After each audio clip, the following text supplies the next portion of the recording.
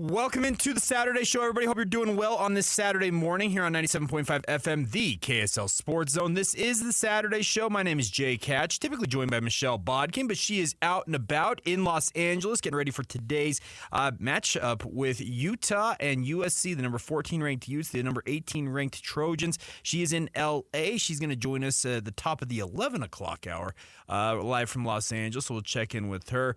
Just watching game day wrap up, and they just continue to kind of let things roll here. Man, they're well past the top of the hour. It feels like, no, they're just kind of right on top of it. We're a little bit early, but Kirk Herbstreit helping out Coach Lee Corso, and wow.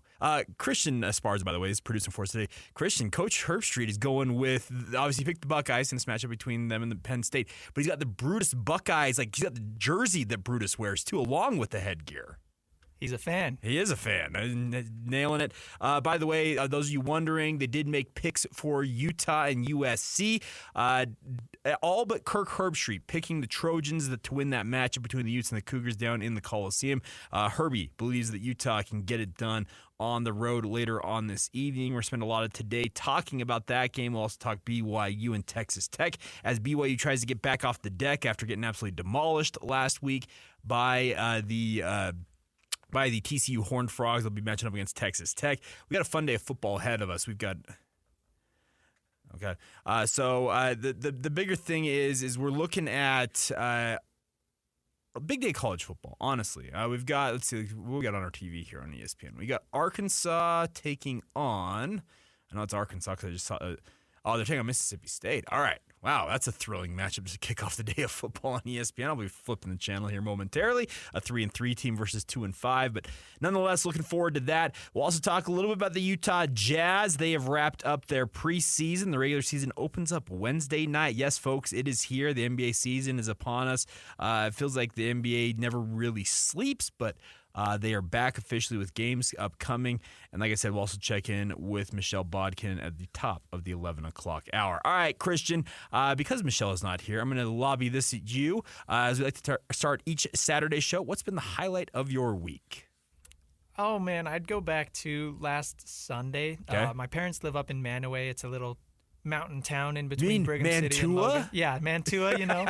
My parents live up there. Really beautiful this time of year with the fall colors. They are lucky to live there, by the way. Yeah, it's beautiful. It's gorgeous. So my wife and I went up there. My parents have some side-by-sides, so we kind of went on a little family ride up into the mountain, and it was really nice to get up there and see all the colors and stuff. It's been an incredible fall here along the Wasatch Front. The colors of they turned and they stayed turning. And they're so vibrant. Yes. Like lots and lots of bright red. I think it might be because we had so much rain. I don't know. I'm no scientist. We need to get some arborists or whatever they call themselves to break it down for us, no doubt. But yeah, it's been absolutely incredible. I've been up Alpine Loop. I've been over Guardsman Pass a couple different times just to see the colors, and you're right. It's been absolutely immaculate. Manaway is just like this little hidden gem, it feels like.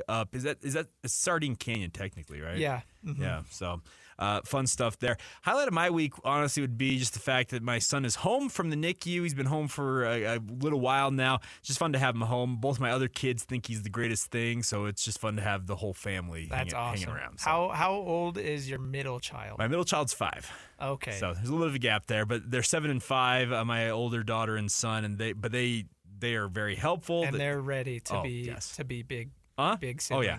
They're very excited. Let's just put it that way. They constantly want to help with stuff.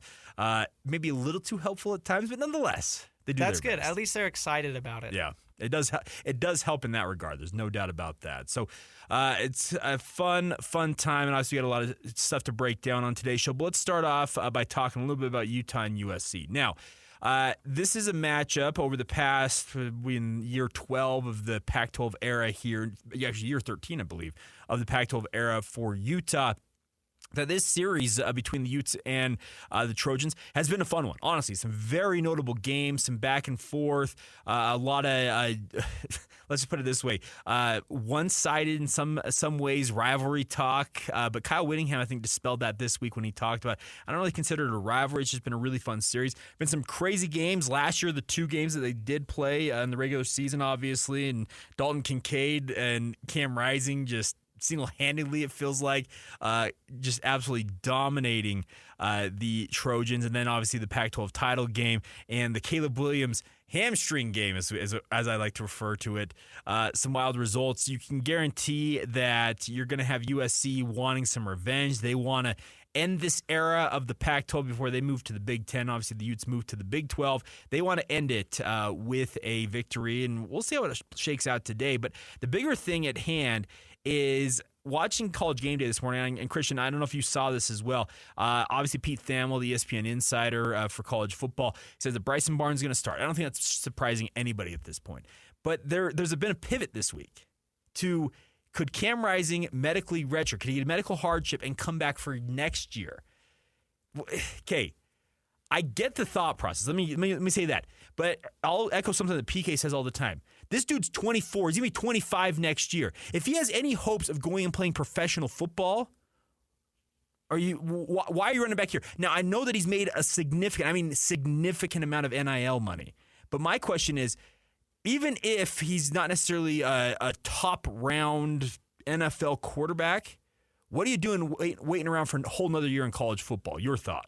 Yeah, I think you look at Stetson Bennett. Obviously, he was really old, and he was just drafted. He played like 8 years. Yeah. He's not with the Rams right now. I believe they were the ones that picked him up. He had some off-the-field stuff going on, but that's a similar age. I think he was late 24, maybe 25 when he was drafted. Correct. But you're right. That is something that came up kind of in the last week was the medical redshirt thing. And I was at Whittingham's press conference on Monday, and he kind of explained you can't play at all in the season if you want a medically redshirt. Yeah, you have to miss the entire year. Right. Yeah, so, of course, that is bad news for Utes fans. I think right now, Cam Rising, if he was wanting to get drafted, he'd probably be looking at about maybe a 6th-round pick, especially with this injury history. That's pretty scary. And then, if he were to play a couple games this year and then enter the draft, there is a chance that teams don't want that. Maybe he's thinking that if he wants any chance of getting drafted after this injury, he needs to play a full slate of games. And maybe that is the case. The only thing that I have concern of is, are you how do I say this? Are they going to short circuit themselves in the recruiting process if he comes back for another year? And what I mean by that is you have a number of young quarterbacks on this roster, most notably Brandon Rose, Nate Johnson. And the thing is, if you have him come back for another year, are you short-circuiting their potential as players? And are they going to be content to stand by and wait for a whole nother season while they potentially burn another year of eligibility just for the chance to play for Utah?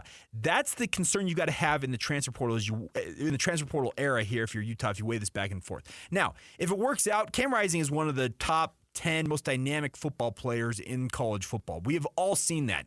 I don't care what fan of what school you are. When you watch him play, he is just incredible, and he has an ability to keep Utah in any game and really change the game with his ability out there when he's healthy. I just wonder if the back and forth on this, if Utah's thinking, you know what, maybe we do want him to move on, so therefore we can move on from this. But at the same time, Kyle Whittingham and Utah have enjoyed a lot of success with that guy leading them to back-to-back Rose Bowls. Yeah, and that's kind of Whittingham's personality, it feels like. Like if Cam is willing to come back and do it, it feels like Coach Whittingham is going to be like, all right, let's do it. But that's a good point that you bring up because we're kind of seeing that this year is they're kind of getting bit in the butt. They didn't go get transfer, according to Whittingham, they didn't even bother looking at quarterbacks in the transfer portal because they were so confident that Cam Rising would be back this year. And you kept hearing them say week 1 was a maybe. He's on track. He's going to come down to the wire. He's on.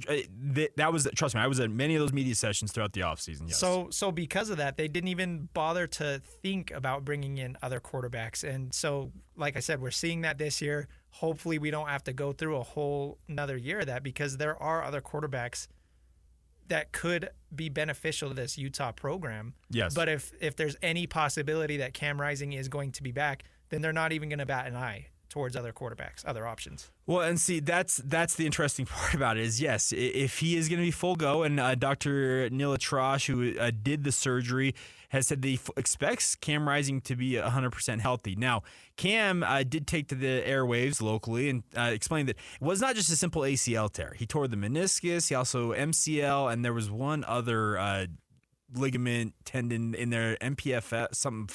I don't know. I'm not a doctor. I do radio, folks. But he had a significant amount of damage. And Dr. Neil Atrash said that the typical timeline for the amount of damage that he sustained in that knee is 10 to 12 months. Okay. He suffered that on January 2nd, was in the Rose Bowl, was this past year. He has that surgery sometime in January. Well, that put him at the 8-month mark, essentially the 8-month mark when the season started. The 10-month mark is right about now. So there's just... It feels like just in many ways kind of a headache in so many different ways, because I've seen on social media, trust me, and I spend way too much on social media, I freely admit this, but there have been a number of Utah fans saying that Utah should have gone out and essentially brought in a transfer and said, okay, if he doesn't play, you're the guy. But they also need to say that this transfer needs to have an ability to redshirt. Great. But here's the thing. You go in the transfer portal. We all know this because you want to play football. You want to play right away. You are unhappy sitting and riding the pine where you're currently at. That's the tough part in the back and forth of all this is I get the thought process. I get why you would want to do that. But it's a pretty hard sell, honestly, I feel like. And this is revisionist history. This is looking back at something months and months and months ago, but also looking forward in a way, to your point, Christian, that if this does go down, he does pursue that medical hardship waiver. He does come back next year. Okay, does Brandon Rose, Nate Johnson, do they want to stick around? Are they going to be content to hang around? Bryson Barnes, I think he may have another year of eligibility, if I recall correctly. I'm not 100% certain on that. I could see a thinning out of the quarterback room for Utah, but who are you going to be able to convince to come in if you want to pursue a transfer with the same thought process as what some thought should have happened this past offseason? Especially because these are like 19, 20-year-old kids. Yes. I want it now. Like, yeah, they want to play. And they deserve it, yes. Especially if they're a top quarterback, big-name quarterback. Then, yeah, no doubt they should be able to pursue opportunities where they can start. Nobody wants to transfer to a program and be the plan B. Correct. Yes. So that really is a difficult situation. Yeah, and there's not a perfect answer for any of this. Let me be very frank about this. And it's kind of cast like this shadow over this season for Utah. And let's also acknowledge this with regards to the season for Utah. The front half of this schedule was the relatively light part of the schedule. Now, I say that relatively light because it's college football. There are crazy things that happen in every single game. But this back half, especially kicking off today, you play USC today and you come home next week and host Oregon. That's a very tough back-to-back. You still have Washington looming out there, who I'm with PK on this. In the preseason, I kind of tabbed Washington as my team to beat in the Pac-12, and so far they've lived up to the hype. Fantastic game a week ago against Oregon, went down to the wire. Now, Dan Lanning made some questionable decisions as that game played out, but nonetheless, Washington looks like they're in the catbird seat with regards to how things look right now. But Utah has got a very, very tough slate of games ahead of them. They're going to have to continue to win football games the way they have won them early on this season. I think the Cal game may be the exception to this. I'm expecting games for Utah so long as Cam Rising sits out. If Utah wants to win football games, they're going to have to win them in the fashion that they won against UCLA. Get just enough on offense, get a defensive score, and have your defense just lock teams down. The question is, this defense looks very much the part of being capable of doing that, but you, starting today, are going up against the reigning Heisman Trophy winner. Next week, you have Bo Nix and that vaunted Oregon Ducks defense. A couple weeks beyond that down the road, you have the Washington Huskies and Michael Penix. There's a lot better offenses on the slate here. Can you generate enough offense to go out there and win football games if you're Utah? Is Sione Vaki like this superhuman, the next coming of Eric Weddle that's going to lead you to victory? You better hope so, because the way it looks right now, you need to generate more offense, and you also got to hope that defense continues to hold up. Yeah, and the other thing that was really helpful last week against Cal, they they hit a lot of chunk plays. They did, and that big is, explosive plays. But obviously, we know with this offense that they have, that's not something that we can count on. It gets bogged down at times, Joe. Obviously, if it happens, that's great. That's wonderful. But Sione Vaki's not going to take a 72-yard Wildcat score to the house every game. And against USC's defense, he very well may. Because USC's is right. I by the way, I don't get USC and what they're trying to do on defense. It looks like they're just like, ole! Like it's just they don't want to tackle. They're soft. We had Matt Zemek on Unrivaled earlier this week, and he called USC soft, and I think he nailed it. They are soft. Yeah. Anyways, continue. So, well, that's just, and to your point, like against UCLA, they barely, 14 points, and one of those was a defensive score. Yeah, you need that pick six to start the game. We're gonna need that sort of production if that's what they want to. If they want to pull wins out. But the other thing, too, is their defense can't sustain any more injuries. And injuries have been a huge problem for this Utes team. Obviously, we spent a ton of time talking about Cam Rising, but they've had injuries all over the defense as well. And they're also going to miss Cole Bishop for the first half today because of that targeting ejection. Yep. Right. So they already are missing so many players on defense that it feels like they are almost to the breaking point, that if they miss any more of their big defensive names going against USC, going against Oregon, going against Washington, that's not good. So they're hoping they can stay healthy on defense and get production from that side and squeak out victories. Now, the big question, obviously, is how you're going to generate offense. Well, offensive coordinator Andy Ludwig has to answer that question, and he addressed the media earlier this week, and it was almost kind of in a way fortuitous that this was the week he spoke. For those of you who don't know, Utah has like a rotation on their assistant coaches on when they do speak. It's like, I think they speak it's about twice a season, just how they rotate through them. Well, Andy Ludwig, the offensive coordinator, spoke to the media earlier this week, and I thought it had some very interesting thoughts on how Sione Vaki has developed, obviously, into his role, kind of playing as you'll hear him talk about the Eric Weddle / Matt Asiata role, where he's a dual threat guy, both offensively and defensively. But there's also some thoughts he says about the quarterback's position. So let's cue that up, Christian. Let's let everybody hear a little bit more from offensive coordinator Andy Ludwig about what exactly Utah plans to do on offense. From your standpoint, what does Bryson have to do to continue to develop? He's got to protect the football. He's got to manage the offense and score more touchdowns in the red zone. Was Saturday a step forward for him? It just seemed like he was more comfortable than he'd been previously.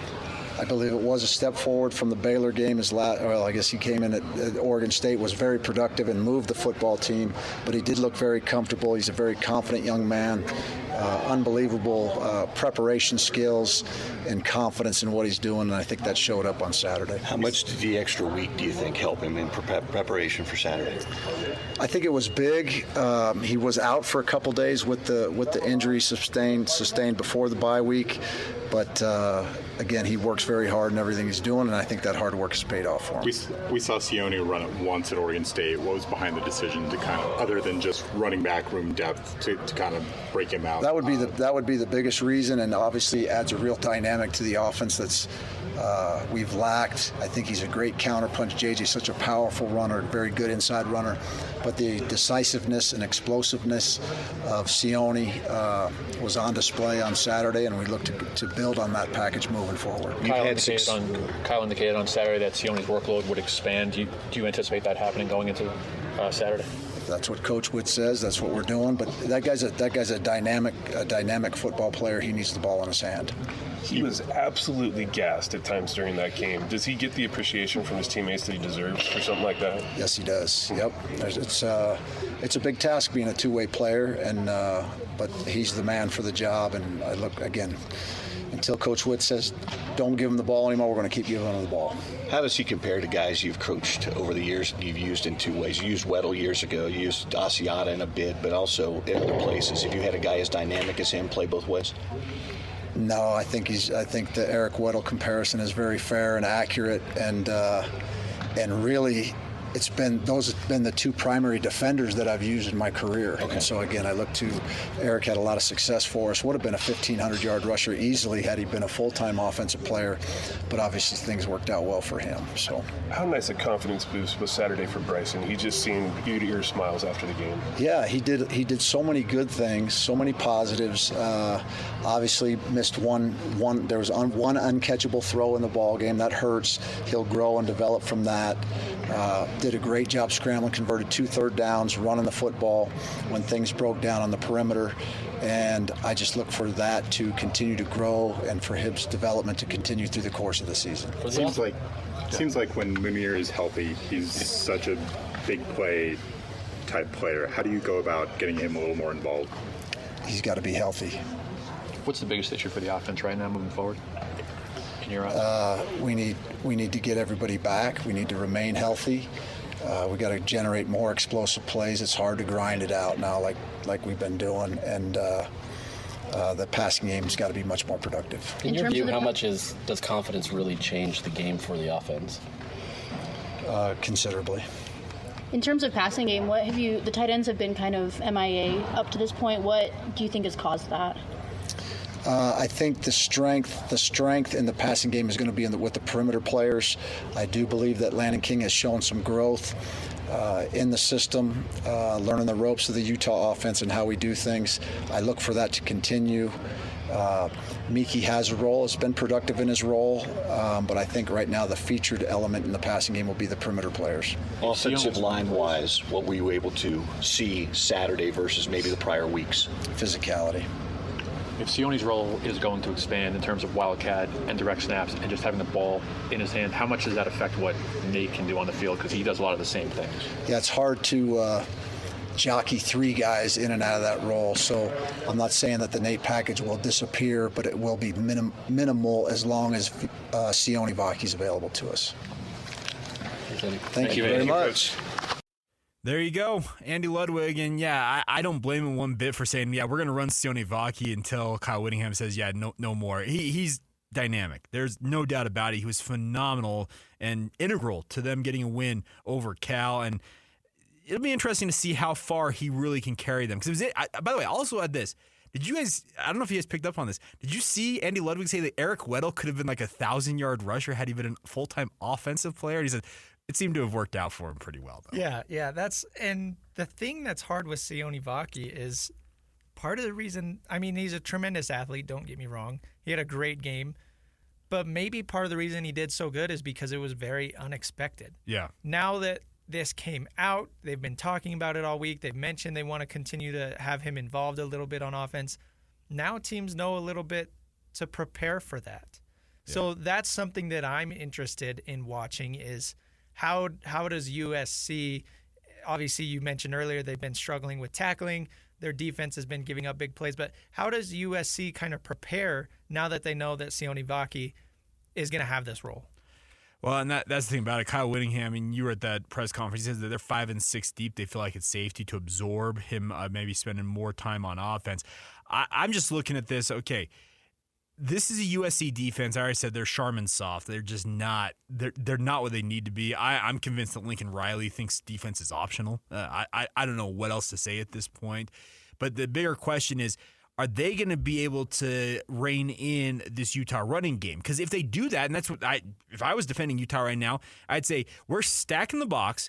Nobody from Utah is running on us, and we're going to put it on whoever they put at quarterback: Bryson Barnes, Nate Johnson, whoever it is at quarterback. They're beating us with their arm. That's what I would bet on if I was defending Utah right now. Yeah, 100%, and especially with a quarterback like Bryson Barnes, who's kind of been up and down. Mm-hmm. Last week he had one of the better games that he's had as a starter. But even still, it wasn't anything to write home about. And you go against a really good program like USC, and who knows if that's going to be enough to win. So, yeah, if USC is going to stack the box, Utah just has to hope that they can be more physical, be the more physical team. And I have every reason to believe that they can do that.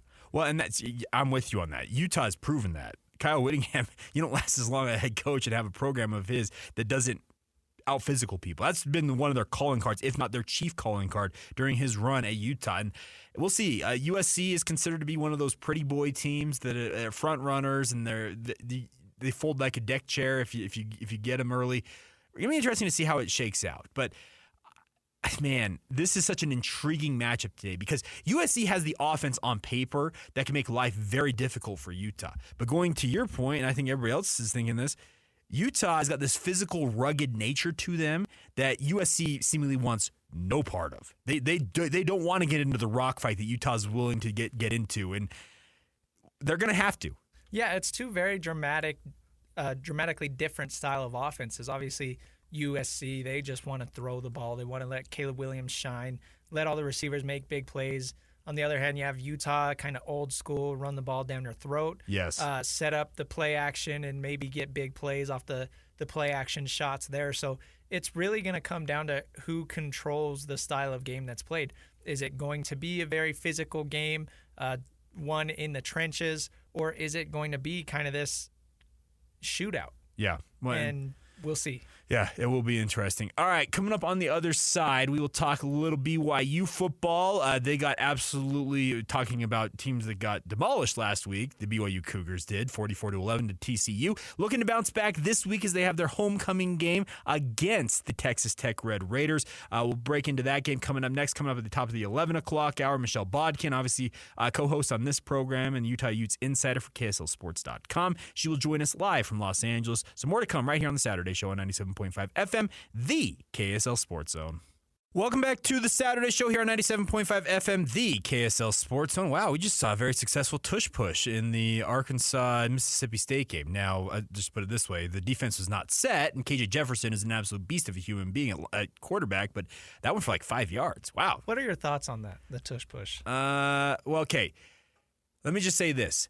I get why people want it banned because it looks like rugby. And that's this sport evolved out of rugby and some other elements and whatnot. I get it, it's brute force. It's what it is. It's everybody packed in tight. It's back to the eras of the 1900s with regards to football.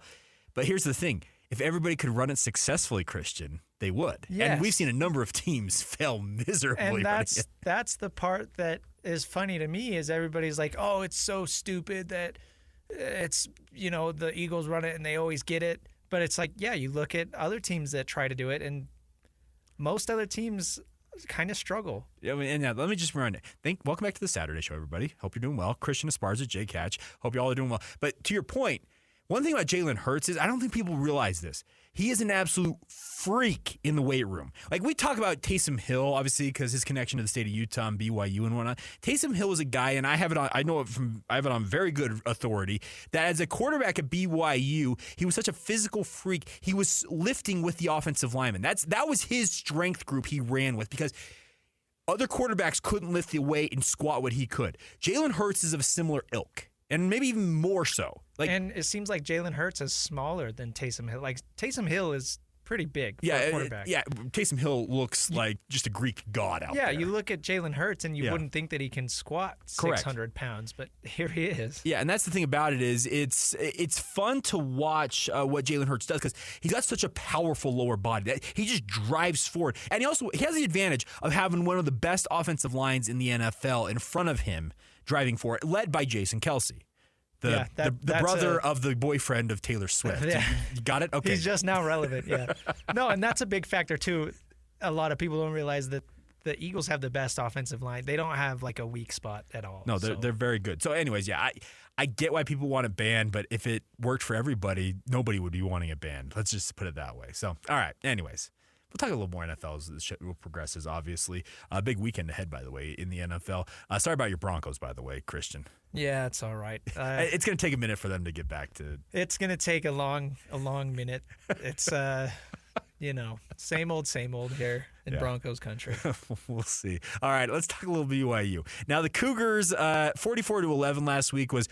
frankly, not what I was expecting. I don't think anybody expected that from BYU. Coming off a bye week, they talked about the fact that they got back to the basics. Aaron Roderick, who we'll hear from here in just a minute, he talked about the fact that they went back to essentially kind of training like they had in training camp during the bye week. Well, it all went for naught because they got absolutely pulverized by the TCU Horned Frogs. The final score, 44-11. It was that bad, if not worse. They allowed a first-time starting quarterback in Josh Hoover to go over 400 yards passing in that game. I'm interested to see how Hoover does as kind of an encore to that performance. He's got a really tough matchup. He's the starting quarterback again today for TCU as they take on Kansas State, who, by the way, took care of Texas Tech, who was BYU's opponent last week.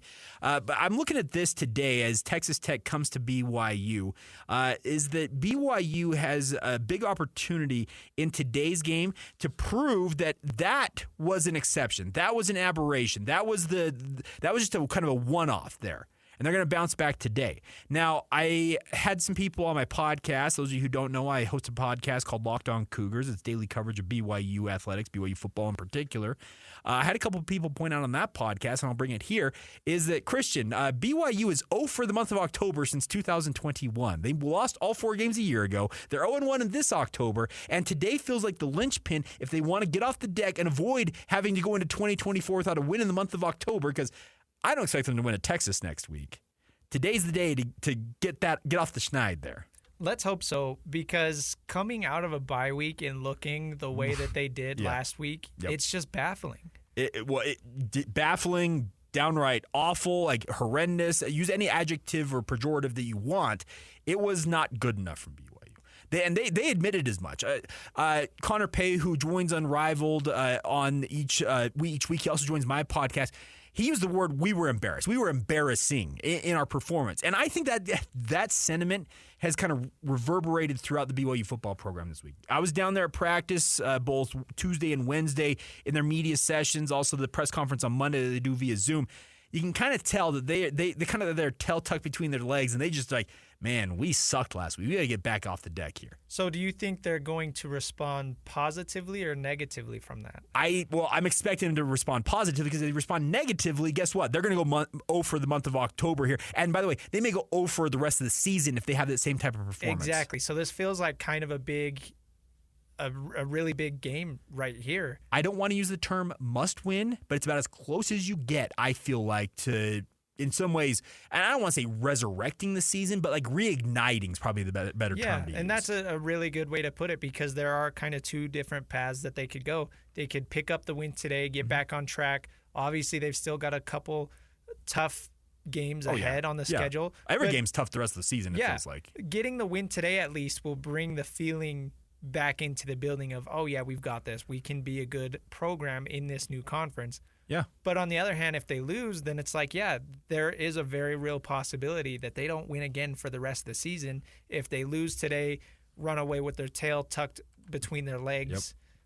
So I'm very, very interested to see in what BYU looks like today. Well, and the other thing about this is a BYU football program that they've been excited to be part of the Big 12. And the fan base is jacked. They trust me, the reaction to being a part of the Big 12 has been awesome. But there was something that I kind of noticed this week, and I don't remember who pointed it out to me, and I might have been a listener, but here's the thing. BYU fans, and I mean this in the kindest way possible, because trust me, I include myself in this conversation as well as most of us in the sports media world. For the past 12 seasons for BYU, as an independent, when they picked up their first win of the season, it was like, okay, depending on who they lost to, you're like, okay, if they can win out here, they may be able to change the trajectory of how people perceive this season. They may be able to change and get into a bigger bowl game. The second loss, though, everybody's off the shit. It's like, okay, get to 6 wins and go to the they played in the Independence Bowl in Shreveport. They played in the Hawaii Bowl. Like, your bowl game before the season is BYU's an independent. It was just part of the deal. I think we've been too conditioned over the past decade plus for BYU that when they pick up their second loss, they almost check out on BYU. And like I said, I'm including myself in this conversation. So I'm not casting this all upon BYU fans, but the concern you have to have is you got to realize the concern, but you got to realize here, if you're BYU, that you still have a role to play in this. You're now part of a conference. Literally every game you play this season matters. There were too many times in Independence when you got into the back half of October, especially the month of November, that you were playing dogs, and it was like, what does this game really mean outside of the fact we're playing football?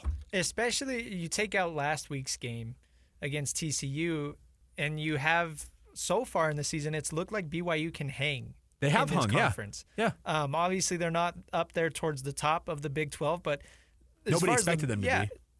As far as the middle of the Big 12, which is probably higher than a lot of people expected BYU to be, they look like they could be one of those middle teams. And so, yeah, it's very interesting to see kind of how they respond today. Sure, and there is a big opportunity staring BYU in the face in this game. More so than most it feels like, because the simple fact of the matter is Texas Tech, you want to talk about injuries, they have dealt with numerous injuries to their quarterback position. Tyler Shuck, their starting quarterback coming into the year, broke the fibula or tibia. I don't remember which bone he broke in his foot, and he's out 6 to 8 weeks, they said, and he's like 3 weeks removed from that, so he's not playing tonight, obviously. Baron Morton, their backup quarterback, he has been injured most of the season, has been kind of being able to play on game days, but he is a game-time decision at best today, according to Joey McGuire. I'm not expecting him to play, so that means that Jake Armstrong, a true freshman quarterback from Texas, is supposed to make his first career start for for Texas Tech against BYU. And I know the BYU fans are, well, a backup quarterback killed us last week. Why can't this kid do it? I think that BYU had, in a way, a wake-up call on defense in particular last week. They may have taken that Josh Hoover kid a little too lightly, because BYU came into the game. If you watch, I watched the game back. I do it every BYU game. I rewatch it. BYU came in with the thought, they are not running the football on us. We're going to put the game on the arm of this quarterback. And to Josh Hoover's credit, he carved BYU. Slice and dice, and he just made life miserable for BYU, and they were unable to get anything going against him. Today's a different story, it feels like. I think the defense learned something, and Jay Hill said it during his media session earlier this week. He said, we need to go out there, I don't care who it is at quarterback, and realize any one of these quarterbacks is capable of cutting us up. Yeah, I think Jay Hill is excited to kind of prove it this week. Obviously, he's the new defensive coordinator this season. There were a lot of big expectations for him and the defense. And so, yeah, last week was kind of an embarrassing week for that defense. Mm-hmm. Now Jay Hill has this whole week to kind of sit here and prepare for a backup quarterback making his first start. And it's like, yeah, as a defensive coordinator, he should be licking his chops thinking, how can I get this defense back on track? Correct. And make life hard for this young quarterback. And that's going to be the key. And the other thing about this is BYU's playing at home. They play so much better. Obviously, every team plays better when you're the friendly confines. Lavelle Edwards Stadium, close to, if not going to be a sellout tonight. 63,000 plus fans will be in the stands, and I'm expecting it to be a madhouse. But I like I said, I think, and I meant to play some Aaron Roderick sound, but I'm just going to forego it at this point, is that I think we've been too conditioned for too long with BYU that when they got the first and second loss of the season, it's like, okay, great, whatever. No, this is a very, very difficult schedule, if not the most difficult schedule BYU's ever played in their football history. But the nice part is every single one of the games has stakes on it. And to your point earlier, Christian, is if BYU wins this game today, folks, they're 5-2. Winning football programs win games no matter how they come. And to your point also is in the first 5 games of the year, they had hung tough with everybody. They were 4-1 going into that bye week. The opportunity today is to prove, okay, yes, the TCU game, it was a clunker. It sucked. But we got to go out there and show that, no, that's the exception. This is who we actually are. And the other thing about this is, in many ways, a lot of us, yours truly included, before the season thought that a 6-6 record for BYU would be a pretty good debut. Get to a bowl game, build from there. None of us expected BYU to be among the elite of the Big 12. If that's what you expected, welcome back to reality. Let's just put it that way. But the other thing about this is you get to 5 wins, you're on the doorstep of getting the bowl eligibility. You got to pick off one more, whether that's at West Virginia, home to Iowa State. You upset Texas on the road. You have Oklahoma come in here and you get them in your regular season finale. Not regular season finale, your home finale, and then your regular season finale Thanksgiving weekend against Oklahoma State. You've only got to get one of those to get to bowl eligibility. And at that point, in many ways, sitting at 5-2, the final 5 games of the year feel like BYU's playing a little bit with house money. Yeah, that feels very, very attainable if they can get that 5th win today. Mm-hmm. One more win down that stretch seems, like you said, house money. There we go. And we'll see. I'm interested. Like I said, I'm just very interested to see how BYU battles back from this. Because if they go out and lay another egg and they perform like they did against TCU, yeah, I would, at that point, I'd be hitting all kinds of panic bells and red alerts saying, okay, they may have won their first 4 games of the year and they may end up 4-8. Because that type of performance against TCU is not going to win football games. Period. What do you think the offense needs to do today to step up? Because, I mean, Slovis had one of his worst games. No, it's his worst game of the season. Under 50% completion, it was right? Brutal. Yeah. Yes. So how can they turn things around there? try and get anything out of the run game you possibly can. Connor Pay has pointed this out on Unrivaled, also my podcast. If you take out the sacks against TCU, BYU actually ran for 100-plus yards in that game against TCU. And by the way, half of that game, BYU, more than half of that game, they were playing catch-up. They were throwing the ball down the field. I actually saw better run blocking in many respects against TCU than I have seen in a minute from BYU on this offensive line. Was it perfect? By no means was it perfect. But it was an improved run blocking, and also for the running backs in particular, LJ Martin and Miles Davis notably, they made better reads. So the running game made some strides despite the brutal setback against TCU. So hopefully you can come into this game and say, okay, we're on home turf. Let's go out there and play the game on our terms. That's one thing that BYU this season far too often, even with all the games that they have won, have played games on the terms of their opponent. Think of the Cincinnati game, for example. Cincinnati came out and for 29 minutes of that first half, controlled every single aspect of that game, and in many respects, the entire game they controlled. Rushing yards, passing yards, time of possession, all of that went very skewed in the favor of the Bearcats. That final drive of the first half, 32 seconds, if I recall correctly, for BYU. They go down and score that touchdown. Re-injected some life into BYU, and they actually became super efficient. Christian, I don't know if you know this, and I tracked this. I was watching that game. In their scoring drives, outside of the pick six for BYU in that game against Cincinnati, that kept them in the game early in it. Do you know how many minutes of game time it took BYU to score all their touchdowns in that game? Was it a lot? No. Really? 7 minutes and 22 seconds, if I recall correctly. For each drive? All drives combined. Okay. Like BYU became super, super efficient, moved down the field and scored touchdowns. That's what helped win that game for them. I'd like them in this game against Texas Tech. You have a true freshman quarterback going up against you. And by the way, I got to give credit. The Big 12 across the board has got some elite running backs in it this year. Well, the best one in the running back department right now in the Big 12 resides at Texas Tech. And I'm expecting the Red Raiders to come in and say, okay, we're running it down BYU's throat. Load the box. Once again, put the game on the arm of that young quarterback. And then on offense for BYU, try and establish the running game early, get that set, and try and play, like I said, dictate the terms of how this game is going to be played. Do not let Texas Tech say this is how it's going to operate. You go out there and say, no, you're here in Provo, literally for the first time ever, by the way. Texas Tech is 5-0 versus Utah-based teams. They're 2-0 versus the Utes, 2-0 versus the Aggies, 1-0 against BYU, but all 5 of those games were played in Lubbock. Do you know the last time BYU and Texas Tech played, Christian? Was it a while ago? Oh, it's been 83 years. Oh, my 1940 goodness. was the only time these two teams have ever played. It was a 21-20 ball game in Lubbock, Texas. Maybe we'll see that same score today if both of these teams are going to be grinding it out on the I'll ground. spoil it right now. I picked BYU 23, Texas Tech 20. There you go. So we'll see what happens. I'm very interested to see where things go because this is a big, big opportunity for BYU to prove who they are really as a football program. Are you the team that played against TCU? Are you that team, as we kind of pointed out in this segment, are you that team that has hung tough all season long, grinded out now 4-2 on the season? You've ground out 4 wins against your toughest schedule ever. Can you go out and get your 5th tonight? That's going to be the big question mark facing the Cougars. All right, coming up here in just a minute, we're going to get to technical fouls, talk about some of the things that happened in the sports world this week that weren't so good. And we'll talk about all that coming up next, right here on 97.5 FM, the KSL Sports Zone. Welcome back to the Saturday show here on 97.5 FM, the KSL Sports Zone. Hope you all are doing well on this Saturday morning. As you heard, it is time now for technical fouls, where we talk about people behaving poorly in the sports world. And Christian, I'm going to give you first dibs this week. What do you got? I'm not going to go a specific person. Okay. I will go a team as a whole. I'm just going to go with the New Orleans Saints. All right.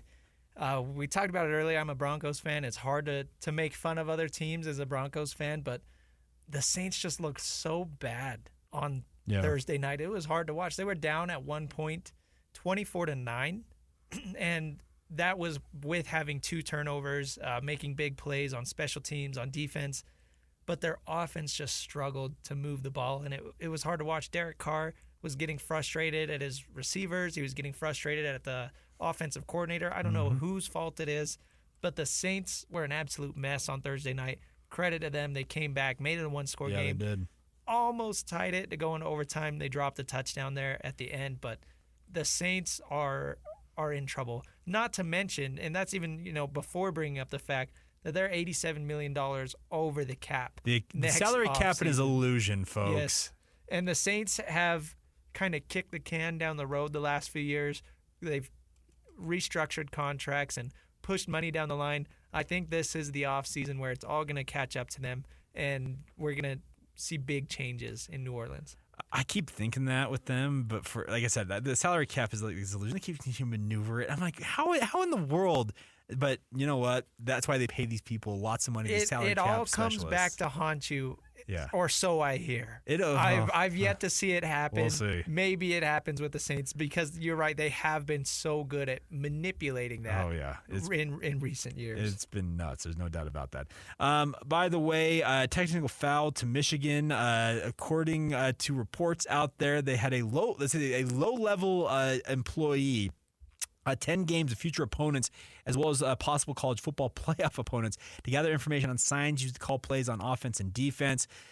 There is some thought out there that the one person that's kind of involved with it in particular kind of like bragged about doing this on LinkedIn of all places. Was he wearing his gear? That would be so funny. Hi, I'm wearing maize and blue, and I got these binoculars over here. Got a notepad. Don't mind me, fan sitting next to me while I stare intently at your offensive and defensive coaching staff. The big M on the hat. Oh. Jeez. I'm just a fan. Trust me. I don't get it. This and Jim Harbaugh has obviously disavowed all of this, denied any knowledge or involvement in plotting to steal opponents' play calling signals by sending representatives to their games. Said he would fully cooperate with an NCAA investigation into allegations against his program. Well, here we know. Here's the thing: we do know that Jim Harbaugh does not like to cooperate with NCAA investigations. So how would you not know if one of your assistants is gone at another game? That's all I have to say. It seems far too simplistic to say that you had no knowledge of this. I'm just saying, but crazy stuff at the same time. All right, a couple other things real quick. St. Louis. This comes from Dateline. St. Louis, Missouri. Quote, a St. Louis youth football program had the rest of its season canceled after a player's parent allegedly shot the coach multiple times for not putting his son as a starter for the team, according to city and police statements, unquote. Oh, my goodness. Is the coach okay? Let's see. Authorities responded to the scene on October 10th and found the coach who had sustained, quote, serious physical injury from the gunshots, according to the probable cause statement. The coach was taken to the hospital for treatment, told officers a parent whose son plays on the team was upset with him for not starting his son. The parent approached the coach and eventually shot him multiple times while he was unarmed. St. Louis, man. Okay, folks, let's take it easy there. Let's see. Let's see. Shaquille Lattimore, I guess, is the coach. He coaches the Bad Boys team, told CNN affiliate KSDK he was shot 4 times and grazed just once. I saw bullet fragments in my body. I can still feel it. But by the grace of God, man, I am blessed and I am still here, he told the news station. So let's not, shoot people. I wonder if that's like a 7-year-old team or like a 14-year-old team. It doesn't say, and that's one thing I am interested on this. Also, by the way, this Monday Night Football. This is from San Antonio. A Monday Night Football viewing party turned violent for 2 San Antonio residents who allegedly ended up getting into an altercation over the noise of said party. The disagreement led to a stabbing between the 2 men, and both have been transported to local hospitals in stable condition. Folks, it's a football game. That's been a big issue this year. We've seen a lot of fights in the stands. I don't know if it's because there are more fights happening than normal or if people are just happening to catch them on camera. I think it's more the latter with the rise of smartphones. Yeah, and it seems like every week you go on Twitter on an NFL Sunday and there's all these videos of these big fights happening in the stands. And it's kind of weird. Yeah. Watching the Dallas Cowboys can lead to some pretty rambunctious responses. This comes from the story. And those loud hoops and hollers may have led to a dispute between the 2 men in their 50s on the west side of San Antonio Monday night, October 16th. The 2 men, presumably neighbors, got into a fight where knives were reportedly drawn during the altercation, and the 2 men began stabbing each other multiple times. Okay, folks. Like I said, it's a football game. Let's take it easy out there. And then one final one here. I know that soccer doesn't necessarily resonate, but it involves the NFL. Did you see this earlier this week that Stan Kroenke and SoFi Stadium are out in terms of potentially hosting any games and was potentially in the running to host the World Cup final in 2026 simply because when they built SoFi Stadium, they didn't build it big enough to host a soccer match, and Stan Kroenke, their owner, who owns multiple soccer franchises, refuses to have it remodeled to fit soccer Really? specifications. I didn't even see that, which is crazy because having the World Cup come to this country is like one of the biggest things ever since the Olympics, and he just refuses to modify his field.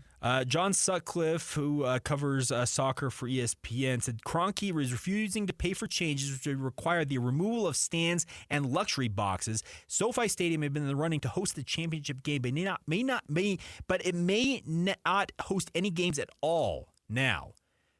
Crazy. And by the way, if you don't have any World Cup games in the LA area, that's a massive failure on FIFA and obviously the World Cup's fault.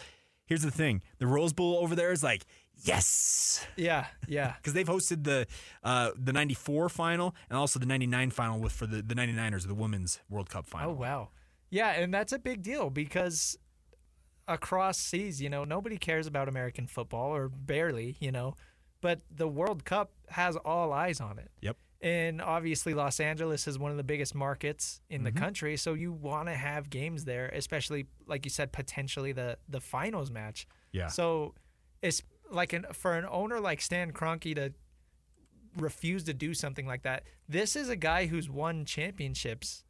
Some of his other teams have won championships, so it's kind of weird that he doesn't want to do what it takes as an owner to bring that sort of exposure to this area. And especially a guy who is used to making lots and lots of money. It's stunning to me. By the way, apparently this is the same issue down in Las Vegas. They have played some soccer matches in Allegiant Stadium, but what I was told originally is they didn't build it wide enough.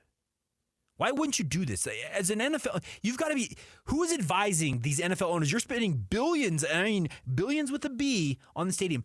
Why in the world would you not make it so you can host literally every event under the sun? Yeah, you don't want to keep these stadiums to football exclusive because they're having concerts in there. As an owner, your goal is to make money. Yeah. So if you have the ability to rent it out and host these other events, why would you not do that? That beats me. All right. Anyway, so that was a good list of technical fouls this week. All right. We will come back on the other side. We're going to be joined by Michelle Bodkin, typically sitting in the co-host chair across from me here. She is in Los Angeles getting ready for today's matchup between the 14th-ranked Utah Utes and the 18th-ranked USC Trojans. We'll get her feel for things down there in California coming up next right here on The Saturday Show.